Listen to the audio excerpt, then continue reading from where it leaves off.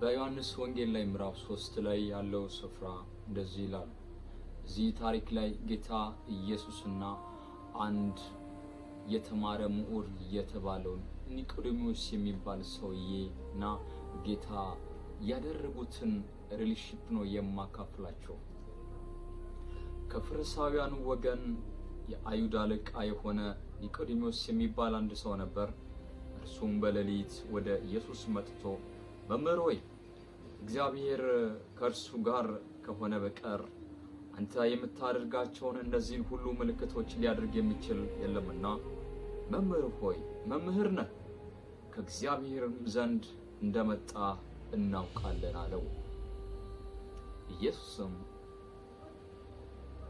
መልሶ እውነት እውነት እልሃለሁ ሰው ዳግመኛ ካልተወለደ በቀር የእግዚአብሔርን መንግሥት ሊያይ አይችልም አለው። ኒቆዲሞስም ሰው ከሸመገለ በኋላ እንዴት ሊወለድ ይችላል? ሁለተኛ ወደ እናቱ ማኅፀን ገብቶ ይወለድ ዘንድ ይቻላልን? አለ። በጣም የሚገርም።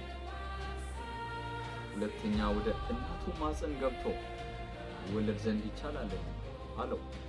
ኢየሱስም መልሶ እንዲህ ሲል እውነት እውነት እልሃለሁ ሰው ከውሃና ከመንፈስ ካልተወለደ በቀር ወደ እግዚአብሔር መንግሥት ሊገባ አይችልም።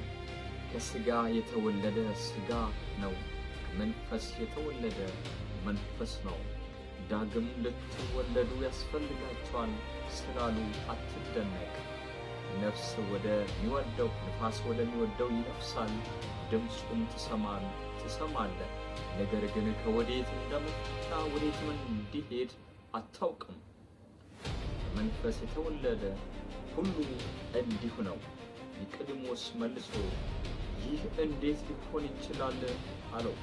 ኢየሱስም መልሶ እንዲህ አለው፣ አንተ የእስራኤል መምህር ስትሆን ይህን አታውቅምን?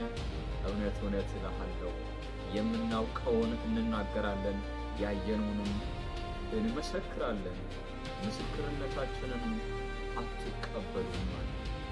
ይሄ ነው እስከ ዛሬ ድረስ አያሌ ዘመናትን ይሄ ፋይታውን ቀጥሏል።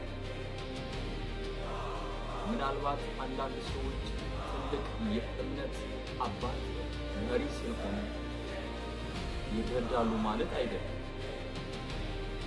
ያውቃሉ ማለት አይደለም። የተሰወረባቸው ነገር የሆነ ሚስት